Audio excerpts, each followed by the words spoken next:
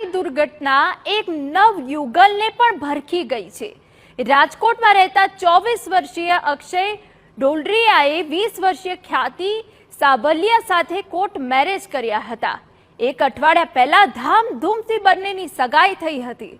December મહિનામાં બંનેના ફરી જ્ઞાતિના રિવાજ મુજબ ધામધૂમથી લગ્ન ગોઠવાયા હતા। અક્ષય કેનેડામાં અભ્યાસી સાથે નોકરી કરતો હતો। તેઓ 10 દિવસ પહેલા જ રાજકોટ આવ્યા હતા અને અહીં ટીઆરપી ગેમ ઝોન પહોંચ્યા, જ્યાં બંનેને મોત ભરખી ગયું। અક્ષયના માતા પિતા યુએસએમાં રહે છે।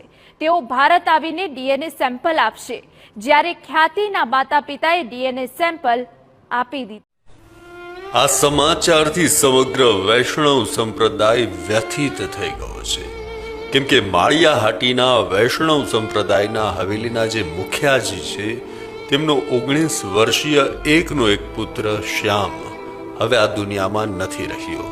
તેનું ઝાડા ઉલટી જેવી બીમારીના કારણે ગોંડલની હોસ્ટેલમાં સારવાર દરમિયાન મૃત્યુ થયું છે।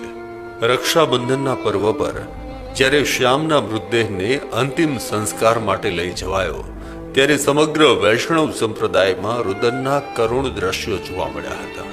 રક્ષાબંધનના પર્વ પર બે બહેને તેના એકના એક ભાઈને જ્યારે કાંધ આપી, ત્યારે લાગણીસભર દ્રશ્યો સર્જાયા હતા। આ સમયે મોટી સંખ્યામાં વૈષ્ણવ સંપ્રદાયના લોકો પોતાના વ્યાપાર ધંધા બંધ રાખી આ અંતિમ યાત્રામાં જોડાયા હતા।